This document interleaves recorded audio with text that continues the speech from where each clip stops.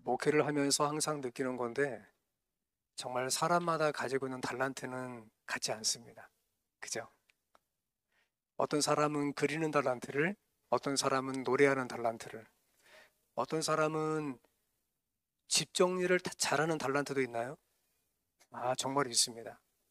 어떤 사람은 환영하는 달란트를, 그리고 어떤 사람은 위로하는 달란트를, 다양한 달란트가 있습니다. 아름다운 찬송을 인해서 정말 감사를 드립니다. 먼저 여호수아서 7장 1절로 5절 말씀을 읽겠는데요. 제가 1절과 3절과 5절을 읽을 터이니 회중들께서 2절과 4절을 읽으시면 되겠습니다. 1절, 이스라엘 자손들이 온전히 바친 물건으로 말미암아 범죄하였으니 이는 유다 지파 세라의 증손 삽디의 손자 갈미의 아들 아간이 온전히 바친 물건을 가졌습니다. 여호와께서 이스라엘 자손들에게 진노하시니라.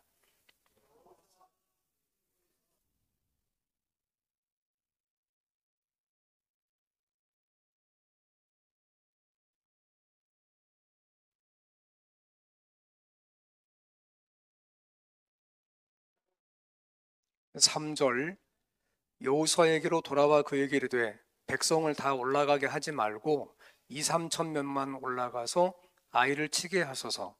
그들은 소수이니 모든 백성을 그리로 보내어 수고롭게 하지 마소서 하므로.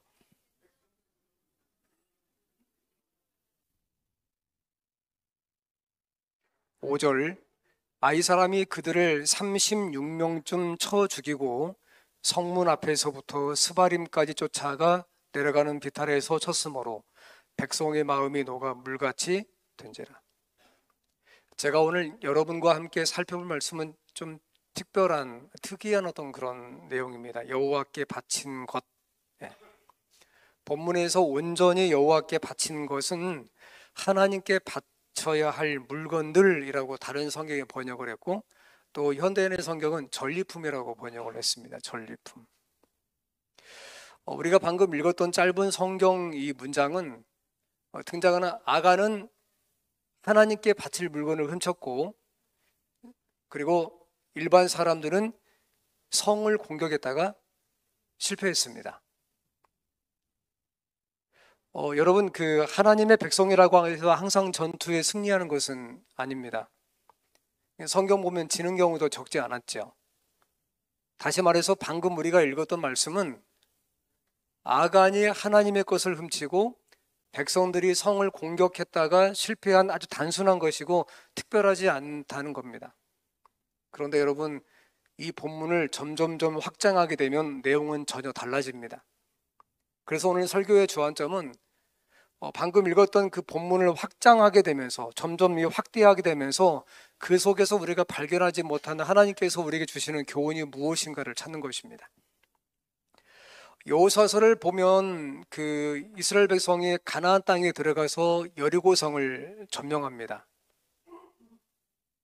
사람들이 하나님의 말씀을 순종하고 하나님의 법궤를 앞세우고 성을 하루에 한 바퀴씩 돌아요. 이렇게. 그 고고학에 의하면 여리고성 둘레가 한 1km 남짓 됐다고 하니까 뭐 도는데 그렇게 많은 시간이 걸리지는 않았을 것 같아요.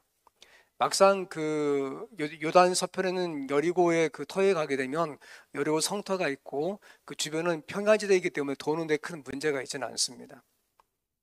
근데 7번째 날은 몇 바퀴 돌아요?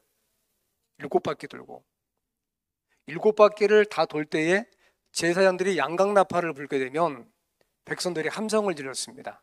그랬더니 6장 20절에 이에 백성은 외치고 제사장들은 나팔을 불매 백성이 나팔 소리를 들릴 때에 소리질러 외치니 성벽이 무너져 내렸잖아.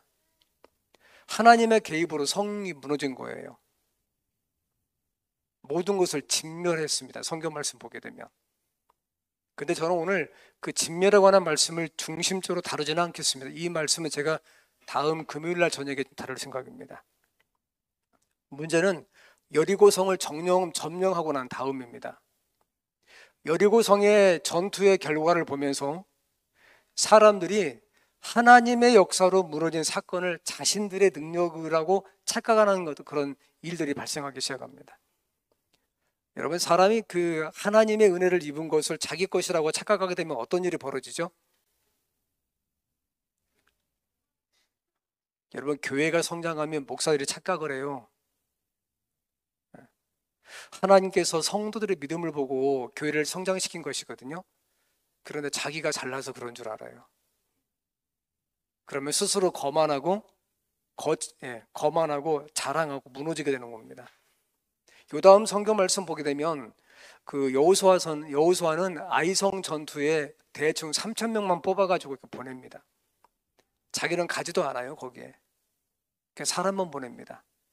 그래서 사람들은 그 영감기를 읽어보면 어떤 것도 준비하지 않고 저것쯤이야 우리가 여리고성도 무너뜨렸는데 하면서 아이성까지 그냥 달려가게 되는 거예요. 아무런 뭣도 없이. 그랬다가 성문까지는 다다랐는데 얼마나 아이성 자그마한 성이지만 준비를 잘했는가, 된통 당하고 가난 사람들이 그 성문에서부터 그 성 밖에 비탈길까지 쫓아오면서 그냥 얼마나 괴롭혔는지 36명이 그날 죽었습니다. 여러분, 그러면 이 사람들이 아이성 전투에서 일단 실패한 거잖아요. 자만했잖아요. 이게 전부 다일까요? 그렇지는 않아요. 성경은 아이성 전투와 관련지어서 한참 전부터 어느 한 문장을 반복합니다. 또 여호수아가 아침에 일찍이 일어나서. 여호수아서 3장 1절, 요단강 앞에서 여호수아가 또 아침에 일찍이 일어나서 하나님 앞에 기도하고 시작합니다. 여리고성 앞에서 6장 11절,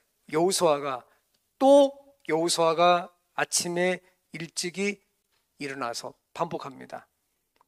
그리고 14절, 일곱째 날 새벽에 그들이 일찍이 일어나서, 이 문장이 반복됩니다. 그리고 첫 번째 아이성 전투 이렇게 실패했잖아요.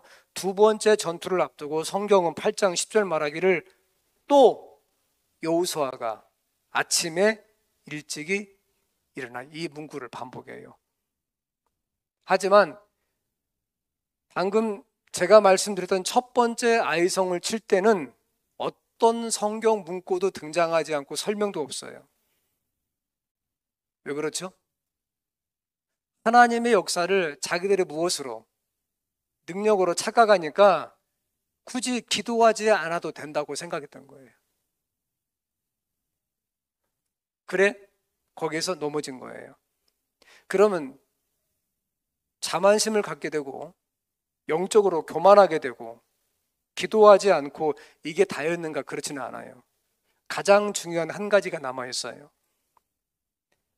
아이성 전투에서 실패하고 난 다음에 여호수아가 너무 슬퍼서 티끌을 뒤집어 쓰고 울면서 하나님 앞에 기도합니다.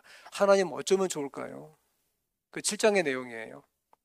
차라리 가나안 땅에 들어오지 않고 저 건너편 땅에서 살았다면 좋을 뻔했습니다. 하나님한테 울면서 말하는 거예요. 그러자 하나님께서 7장 10절에 말씀하시기를 이스라엘이 범죄하여 내가 그들에게 명령한 나의 언약을 어겼으며 또한 그들이 온전히 바친 물건을 가져가고 도둑질하며 속이고 그것을 그들의 물건들 가운데 두었기 때문에 너희가 졌다고 말씀하시는 거예요. 그러니까 아이성 전투에서 넘어지고 된통 당한 것은 앞선 두 가지 이유보다 세 번째 이유가 주된 원인인데, 그게 뭐냐면 하나님 앞에 온전히 바친 물건을 너희가 훔쳐갔다는 거예요. 여기서 온전히 바친 물건의 그 히브리어가 헤렘이라는 단어인데요, 이것 때문에 졌다는 거예요.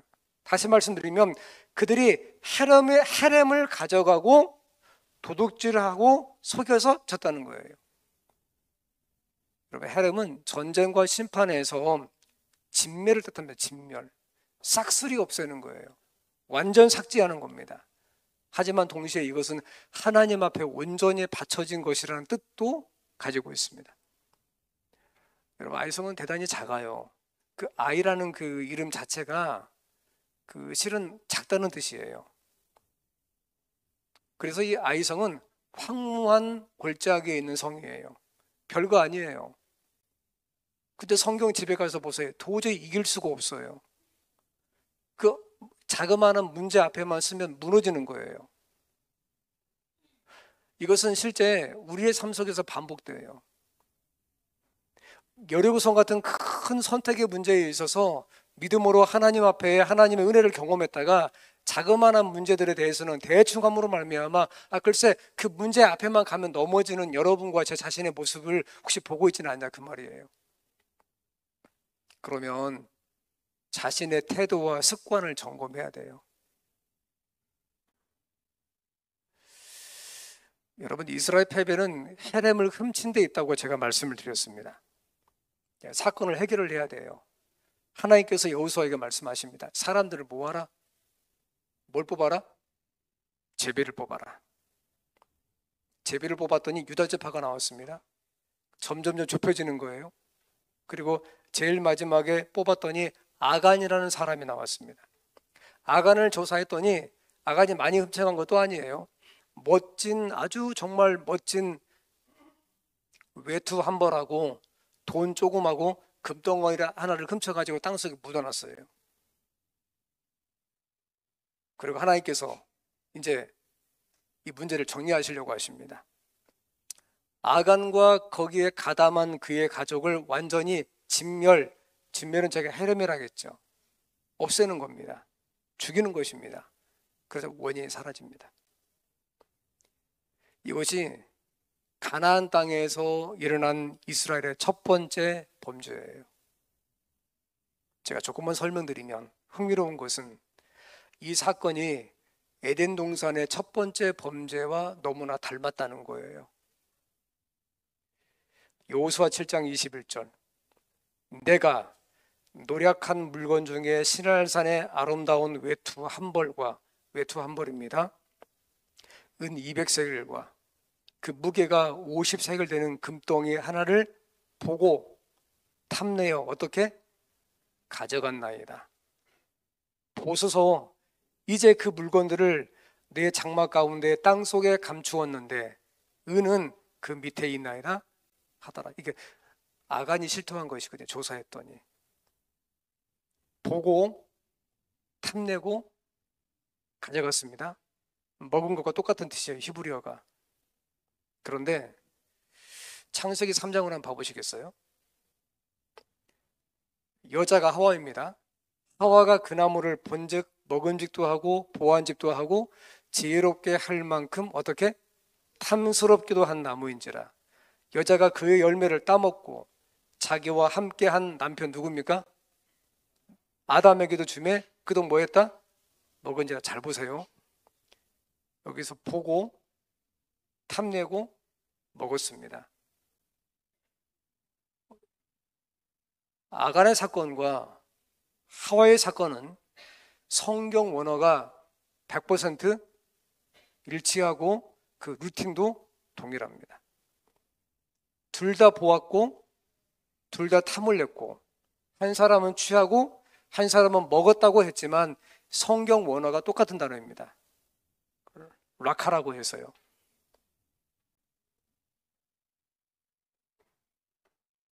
그는 하나님께서 금하시고 헤렘, 하나님 앞에 온전히 바쳐지면서 진멸해야 될 어떤 것을 욕심을 내서 취하게 된 겁니다. 아담과 하와의 이 루틴을 통해서 아담 안에서 모든 사람들이 죽어버린 것처럼 아간의 사건 때문에 모든 신앙 공동체가 진멸의 대상이 되어버린 겁니다. 그랬더니 여리고 성을 무너뜨린 놀라운 이 공동체가 저 자그마한 골짜기에는 아이성 앞에 가가지고 된통 다가오고 만 거예요. 2번, 3번, 4번 전투해도 안 되는 겁니다. 왜 안 되냐면 이런 루틴 때문에. 그래서 정리하는 거예요. 아간을 진멸하고 아담과 하와는 죽음을 선고받습니다. 여러분, 탐심은 말이에요. 욕심이 반복되면서 중독되는 것 같습니다. 탐심의 본래 뜻이 움켜쥐는 거예요. 이게 쥐고 놓지 않는 겁니다. 그때 성경은 이것보다 훨씬 더 위험한 것이 있다고 우리에게 말씀하십니다. 영감에게 보면 이렇습니다. 교회가 가장 무서워해야 할 영향은 공공연한 반대자나 신앙심 없는 자나 하나님을 모독하는 자들의 영향이 아니요. 언행이 일치하지 않는 공언하는 그리스도인들의 영향이다. 그러니까 점진적으로 가게 되면서 살펴보면서 여호수아에서의 가나안의 정복 과정 가운데에서 여리고선의 승리와 아이생의 패배 사이에 아간의 범죄가 있었다고요. 근데 아간의 범죄에 다양한 요인들이 있었지만 가장 주된 요인은 그가 하나님 앞에 드려진, 어떻게 보면 모든 것을 다 죽이고 정리하라 했거든요. 그 가운데 일부를 가져다가 땅에 묻은 거예요. 헤렘이죠. 이 헤렘은 어떤 경우에 하나님을 위해서 구별된 양을 죽이는 것도 포함돼요. 진멸과 같은 뜻이에요. 그런데 레위기서 제일 마지막 장은 그것을 하나님 앞에 거룩하다고 했어요. 성도 여러분, 하와가 뱀의 유혹에 넘어가서 선악과를 따먹었는데 그 바로 전 3장 5절에 보게 되면 보니까 보안집도 하고 먹기에 어떻게 탐스럽기도 한 나무인지라 그랬단 말이에요. 그죠? 이것을 다른 말로 바꾸면 하나님께서 이미 하와에게 그러한 명령을 주셨고 그가 하나님 안에서 행복하게 살아갈 수 있는 분명한 길을 제시하셨는데 하나님처럼 된다는 그 말, 다시 말씀드리면 하나님 없이도 내가 스스로 존재할 수 있다는 그런 생각이 그로 하여금 선악을 알게 하는 열매의 나무 열매를 따먹게 한 거죠. 아간도 동일한 거예요. 그들이 가나안 땅을 가기 위해서 광야 40년을 건 것은 하나님의 은혜였고요. 그들이 홍해를 건너지 않았지만 요단강을 걷는 것도 동일하게 하나님의 은혜였고요. 그들이 여리고성을 그들이 향해서 돈 것밖에 없어요. 하지만 하나님께서 능력을 베푸셔서 여리고성을 헤렘 진멸하셨단 말이에요. 그네들은 실제 하나님 안에 거하면서 다양한 하나님께서 그네들을 인도하고 그네들에게 역사하시는 걸 보았단 말입니다. 그런데 그가 어느 순간에 하나님 안에 거하지 않기로 선택하게 되자 다른 것들이 보이기 시작하는 거예요. 우리의 삶 속에서 자그마한 문제 가운데에서 넘어지는 것은 그 문제가 작아서가 아니에요. 실제 우리는 문제가 크기 때문에, 문제가 작기 때문에 힘들거나 넘어진 그런 거 아니에요. 신앙이라고 하는 것은 어떤 크기와 작은 것 때문에 승리하고 지는 거 아니에요. 문제는 내가 동일하게 하나님 안에서 하나님의 은혜를 경험할 수 있도록 그런 선택을 하고 살아가냐 이거예요. 만약에 우리의 삶 가운데 이런 문제가 발생하시게 되면 우리는 우리의 자신을 돌아봐야 돼요. 내 태도를 봐야 돼요. 내가 어떤 반응을 하고 있는지를 살펴야만 됩니다. 그리고 그 가운데에서 갈등과 분쟁이 발생하게 되면 하나님의 이름을 불러야 돼요. 하나님, 제가 성경을 보고 기도하면서 하나님 뜻대로 살기를 원하는데 막상 살아보니까 쉽지가 않습니다. 자꾸 마음속에서 욱하고 올라오는 것이 있고 하나님의 뜻대로 산다고 하지만 현실의 삶은 그렇습니다. 하나님, 저를 좀 도와주십시오. 제가 저 작은 문제에도 여리고성 앞에서 하나님을 의지했던 것처럼 견고하게 내가 하나님을 의지하도록 하나님 좀 저에게 도움을 주십시오. 이렇게 자신을 돌아보면서 하나님 앞에 기도하는 모든 우리 신자들이 되기를 바랍니다. 자, 그러면 보세요. 아간의 문제를 보면서 어떻게 해결해야 될까? 여러분, 사건을 확장하게 되면서 하나님이 주시는 교훈은 뭐냐면 헤렘, 여러분의 삶 속에서 어떤 죄도 남기지 말라는 거예요. 여리고성의 전투와 아이성 상황 가운데에서 하나님 앞에 온전하게 바쳐진 것을 가져오지 말라고 했던 것처럼 우리의 삶 속에서 어떤 것도 어떤 죄도 남기지 말고 진멸하라는 거예요. 근데 이게 안 되잖아요. 그죠? 그래서 그리스도 예수 안에 항상 머물라는 거예요. 다 같이 읽어보시겠습니까? 나는 시작. 나는 포도나무요 너희는 가지라. 그가 내 안에 내가 그 안에 거하면 사람의 열매를 많이 맺나니 나를 떠나서는 너희가 아무것도 할 수 없습니다. 여러분 기억하셔야 돼요. 나를 떠나서는 너희가 아무것도 할 수 없습니다. 그럼 나를 떠나지 않고 내 안에 있는 것은 뭐냐? 그가 내 안에 내가 그 안에 뭐하면 거하면. 우리가 어떤 그런 능력이 있어서 품성이 바뀌는 줄 아세요? 타고난 선천적인 어떤 탁월한 뭐가 있어서 품성이 바뀔 것 같냐고요? 그렇지 않아요. 하나님의 은혜예요. 하나님의 은혜. 우리가 하나님 안에 거한다는 것은 내가 하나님의 말씀에 순종한다는 것과 동의어예요. 이것은 내가 무엇을 이해하고 이해하지 않는가의 문제를 넘어서는 거예요. 하나님을 창조주로 인정하고 그분을 내 삶의 주권자로 내가 믿으면서 하나님의 말씀과 내 본성이 충돌할 때에 성령의 도움을 받아서 하나님의 말씀에 순종하는 삶의 선택과도 같은 거예요. 그랬을 때에 여러분과 저는 하나님께서 우리를 위해서 준비하시고 베푸실 여러 하나님의 섭리까지 믿음으로 다다를 수 있게 되는 것이죠. 사랑하는 성도 여러분, 신앙을 한다는 것은 싸우는 거예요. 세상과 싸우는 게 아니고 어떻게 보면 나와 싸우는 거예요. 선하지 않게 타고난 내 본성과 싸우는 거예요. 그런데 이게 만만치 않거든. 그래서 갈라디아 2장 20절 바울이 말한 것처럼 내가 그리스도와 함께 어디에 십자가에 뭐 했나니? 못 박혔나니? 자아를 부인하는 거예요. 그랬을 때에 하나님의 성령께서 우리 마음 가운데 임하셔서 정말로 우리의 삶을 주관하시는 거예요.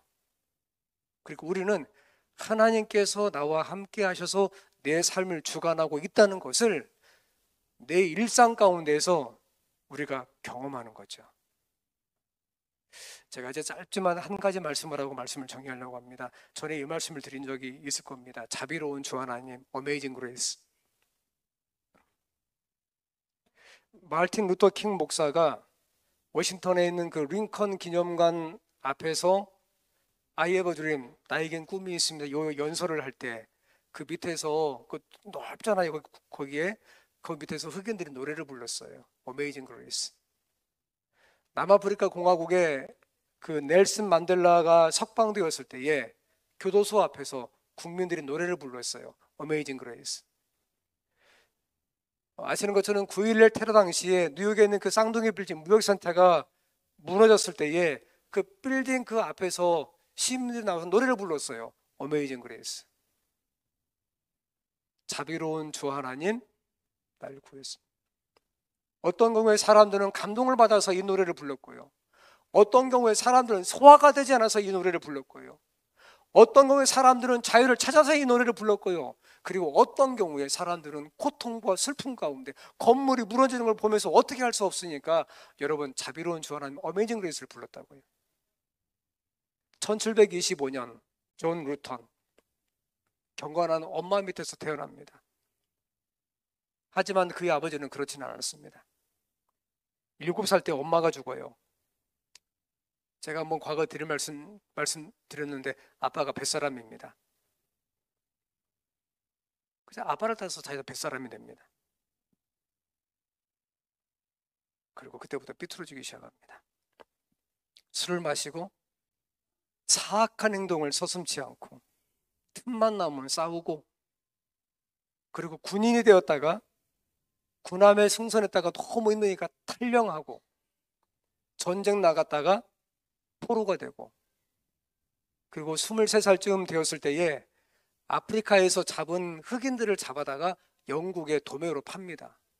이걸 뭐라고 합니까? 노예상이라고 부릅니다. 1748년 아프리카에서 잡은 노예를 싣고 런던으로 가다가 폭풍을 만나요. 근데 열 하루 동안 사투를 벌이다가 안 되니까 뉴턴이 과거에 엄마를 통해서 들었던 하나님을 부르기 시작합니다. 얼마나 심했는지 뉴턴은 살았지만 배는 침몰했습니다. 하지만 중요한 건 살았다는 거예요. 그리고 사악한 뱃사람이 하나님 앞에 돌아왔습니다. 회개하고 돌아온 거예요. 하지만 그렇다고 그의 인생이 다 끝난 것은 아니에요. 과거에 아주 추악한 기억으로 그가 고통을 받습니다. 여러분, 우리가 예수를 믿지만 그 과거에 내가 잘못 저지른 것들을 가끔 나를 힘들게 할 때가 있잖아요. 그렇죠? 여러분, 그 디모데서에 보게 되면 사도 바울이 그렇잖아요. 내가 죄인 중에 뭐라고요? 괴수라고. 스데반을 죽이는데 자기가 주도적인 역할을 했잖아요. 그러니까 하나님 앞에 용서를 받은 것과 기억이 사라지는 것은 다른 문제예요, 여러분. 하지만 그가 멈추지 않습니다. 데살로니가전서 5장 17절 뭐라고 말씀하십니까? 쉬지 말고 뭐 하라? 기도하라. 기도하고 기도하고 또 기도하고, 그리고 그가 하나님의 은혜까지 이르게 됩니다.